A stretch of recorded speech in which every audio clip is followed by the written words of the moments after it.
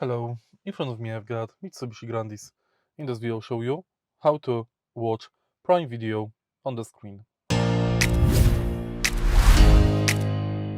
In the beginning, make sure that your car is connected to your Google account, and next go to Play Store. Now select Prime Video and install.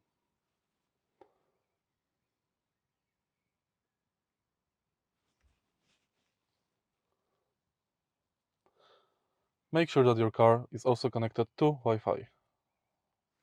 Once the app is installed, connect to your Prime account, and then you'll be able to watch videos on the screen. If you found the video helpful, please leave like, comment and subscribe.